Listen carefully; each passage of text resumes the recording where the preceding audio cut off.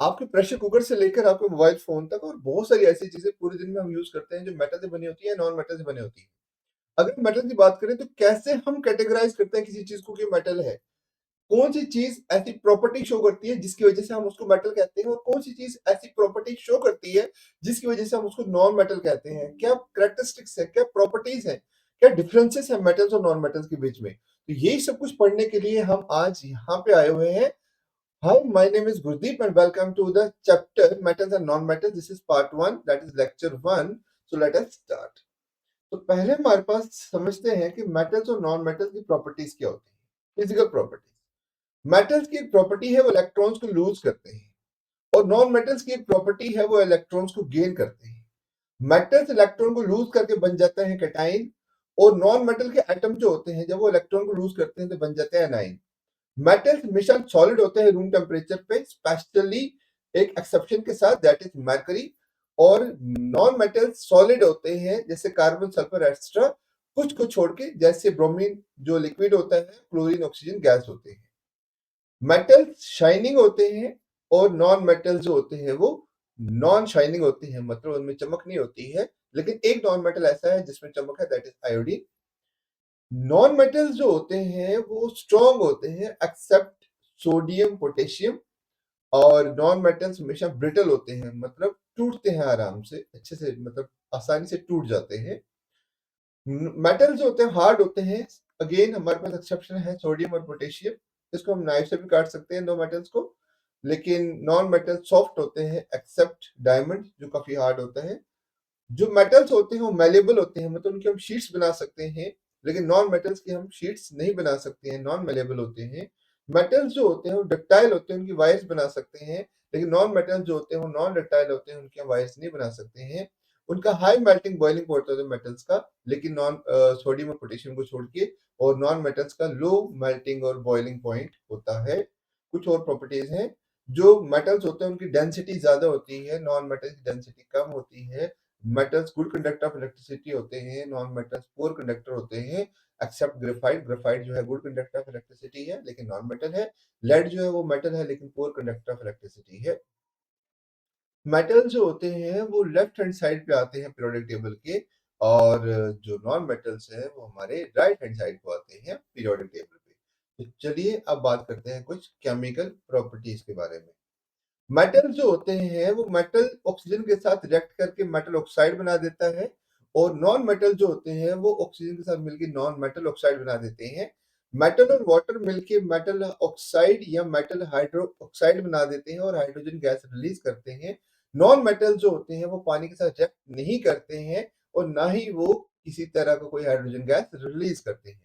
Metal acid के साथ react करता है और मेटल सॉल्ट बनाता है, हाइड्रोजन गैस रिलीज करता है।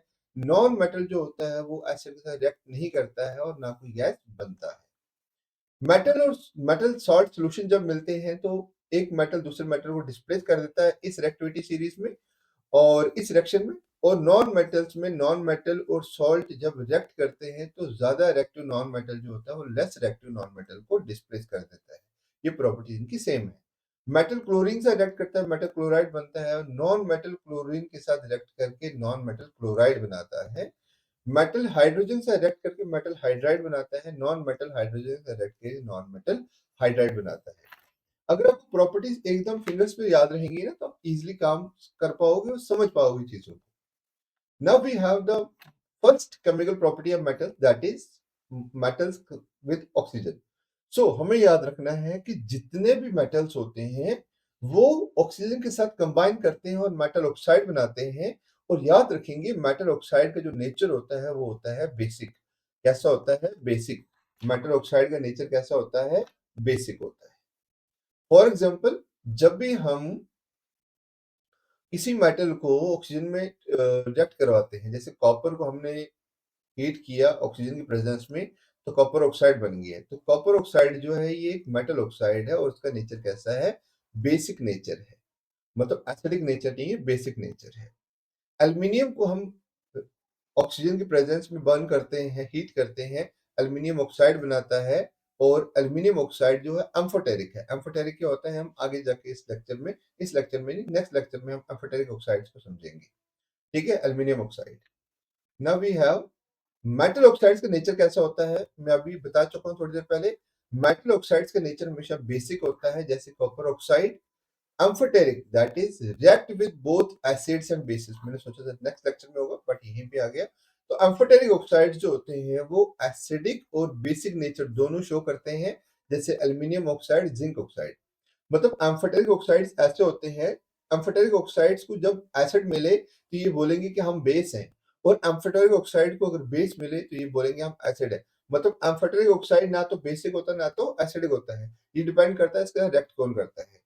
जैसे यहाँ पे बात कर रहे हैं Al2O3, यहाँ पे Al2O3 बेसिक की तरह रिएक्ट कर रहा है, बेस की तरह रिएक्ट कर रहा है, इसीलिए एसिड के साथ मिलकर बना रहा है एक सॉल्ट और वाटर, जो एक न्यूट्रलाइजेशन रिएक्शन की आइडेंटिफिकेशन है।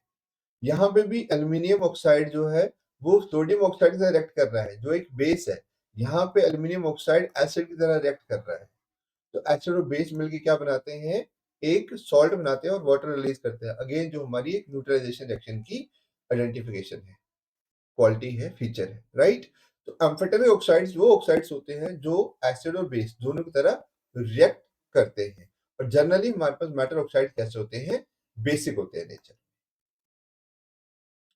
राइट। और नेचर अगर हम बात करें मेटल ऑक्साइड का, तो मेटल ऑक्साइड जो होते हैं वो इनसॉल्युबल होते हैं पानी में, वो पानी में घुलते नहीं है। कुछ सर्टेन मेटल ऑक्साइड्स जैसे सोडियम ऑक्साइड, पोटेशियम ऑक्साइड, ये पानी में घुल जाते हैं, तो इनको हम बोलते हैं अल्कली। ठीक है, जो मेटल ऑक्साइड्स, ठीक है ना, अल्कली मेटल्स भी बोलते हैं इनको हम। क्या बोलते हैं इनको हम, अल्कली मेटल्स भी बोलते हैं। ठीक है, क्योंकि ये जो है हमारे पास, मतलब जो बेस पानी में डिजोल्व हो जाए उसे अल्कली बोलते हैं। तो सोडियम ऑक्साइड और पोटेशियम ऑक्साइड है तो वो बेस, क्योंकि मेटल के ऑक्साइड्स हैं तो बेसिक है, लेकिन पानी में डिजोल्व हो जाते हैं, इसलिए हम इसको अल्कली भी कहते हैं। तो सोडियम ऑक्साइड और वाटर को जब हम रिएक्ट करवाते हैं, सोडियम हाइड्रोक्साइड बनता है, और पोटेशियम ऑक्साइड को वाटर से रिएक्ट कराएंगे तो पोटेशियम हाइड्रोक्साइड बनेगा। और दोनों क्या है, हमारे पास अल्कलीज हैं, मतलब दोनों ऐसे बेस हैं जो पानी में डिजोल्व होते हैं। समझ आ रही है आपको? ठीक।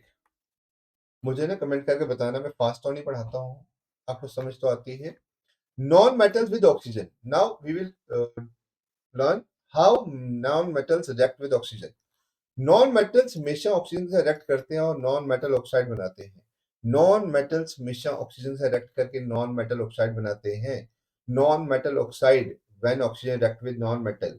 नॉन मेटल ऑक्साइड कैसे होते हैं, एसिडिक होते हैं नेचर में। कैसे होते हैं, एसिडिक। देखो बच्चों, जो आप कोल्ड ड्रिंक पीते हो ना, उसका जो तासीर होती है वो गर्म होती है, क्योंकि कार्बन डाइऑक्साइड जो है वो एसिड है, एक एसिडिक नेचर वाला कंपाउंड है।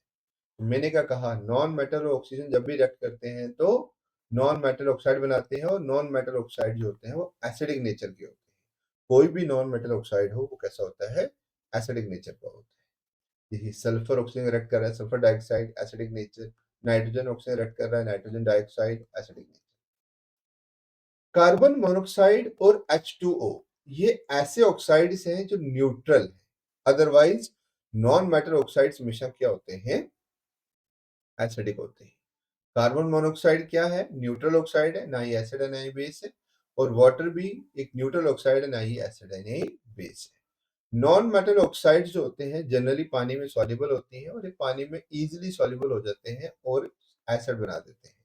जैसे सल्फर डाइऑक्साइड जब भी पानी के साथ रिएक्ट करता है तो सल्फ्यूरिक एसिड बना देता है, और कार्बन डाइऑक्साइड जब पानी के साथ रिएक्ट करता है तो कार्बोनिक एसिड बनाता है। और ये कार्बोनिक एसिड ही है जो आपको कोल्ड ड्रिंक में टेस्ट भी देता है और आपकी हेल्थ को नुकसान भी पहुंचाता है। क्लियर हुआ? Now we have metals with water. How do metals react with water? सारे मेटल्स तो वैसे पानी के साथ रिएक्ट नहीं करते हैं, सारे मेटल्स वैसे पानी के साथ रिएक्ट नहीं करते हैं, लेकिन जो भी मेटल पानी के साथ रिएक्ट करता है वो मेटल ऑक्साइड बनाता है और हाइड्रोजन गैस रिलीज करता है। तो अगर मेटल ऑक्साइड पानी में सॉल्युबल हो तो मेटल हाइड्रोक्साइड बनाता है। मैंने क्या कहा, मेटल रिएक्ट किया पानी के साथ, बना मेटल ऑक्साइड और हाइड्रोजन गैस। लेकिन अगर कोई मेटल ऑक्साइड पानी में डिसॉल्व हो जाए, सॉल्युबल हो जाए, तो क्या बनाता है, मेटल हाइड्रोक्साइड। मतलब मेटल ऑक्साइड और वाटर मिलकर क्या बनाते हैं, मेटल हाइड्रोक्साइड। पोटेशियम और सोडियम कोल्ड वाटर के साथ बहुत वायलेंटली रिएक्ट करते हैं, बहुत मतलब बहुत फास्ट, बहुत रैपिडली करते हैं रिएक्ट।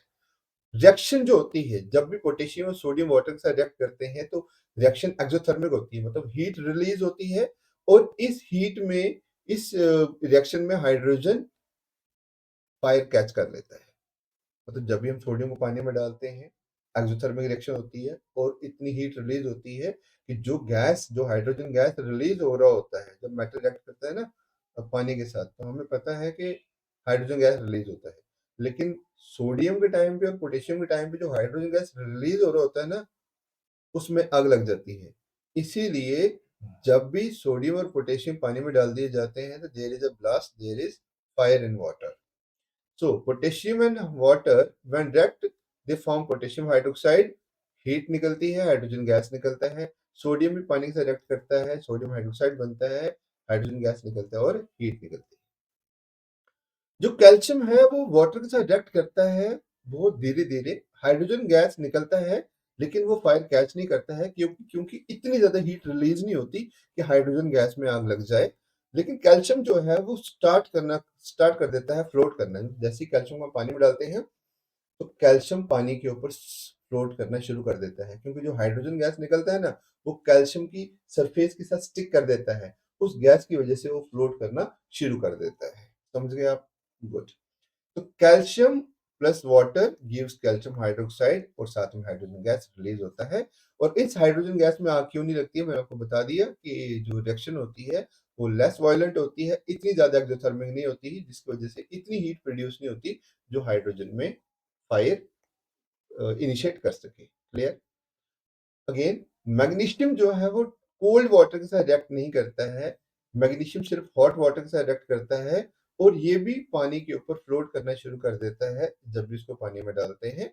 तो magnesium plus water gives magnesium oxide plus hydrogen gas. इन सारी चीजों को ना माइंड में बिठाना है, सो दैट जब क्वेश्चन आए तो आपको फटाफट बेसिक समझ आनी चाहिए, क्या पढ़ा हुआ है हमने, क्या समझा हुआ है हमने। एल्युमिनियम, आयरन एंड जिंक ये ठंडे पानी के साथ रिएक्ट नहीं करते हैं, ना तो ये गर्म पानी के साथ रिएक्ट करते हैं। सुनो ध्यान से, एल्युमिनियम, आयरन और जिंक ना तो ठंडे पानी के साथ रिएक्ट करते हैं, ना तो गर्म पानी के साथ रिएक्ट करते हैं। ये रिएक्ट करते हैं स्टीम के साथ और बनाते हैं मेटल ऑक्साइड और हाइड्रोजन गैस रिलीज करते हैं।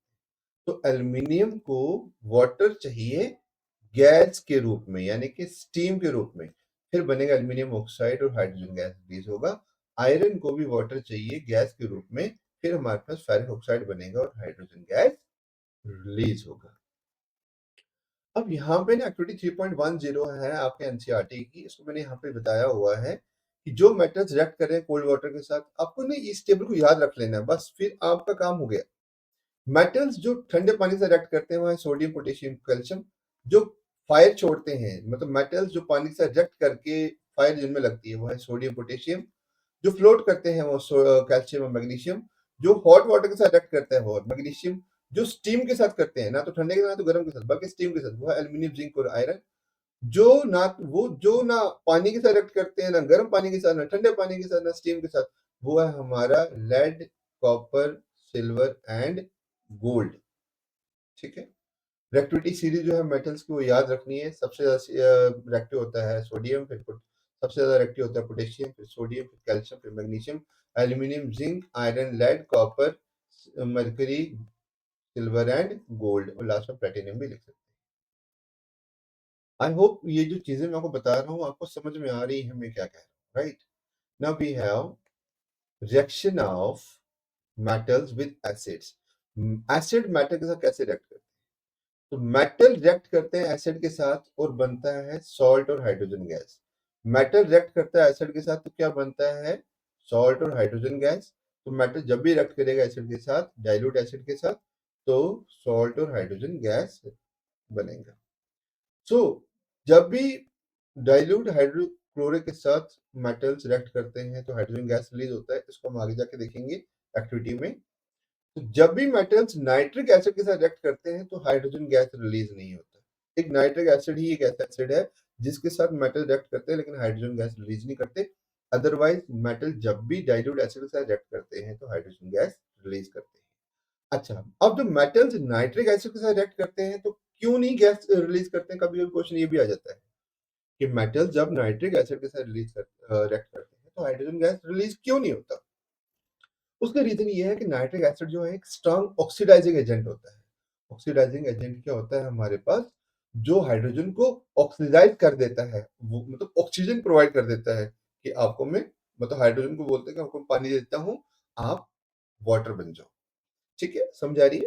तो नाइट्रिक एसिड क्या करता है, हाइड्रोजन को ऑक्सीडाइज़ कर देता है पानी बनने के लिए, इसलिए H2 के बदले क्या निकलता है हमारे पास, H2O निकलता है, जब भी नाइट्रिक एसिड मेटल के साथ रिएक्ट करता है। ठीक है?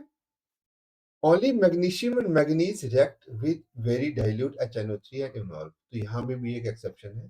सिर्फ मैग्नीशियम और मैंगनीज, ये दो ऐसे एलिमेंट्स हैं, ये दो ऐसे मेटल्स हैं जो नाइट्रिक एसिड के साथ रिएक्ट करके हाइड्रोजन गैस रिलीज करते हैं।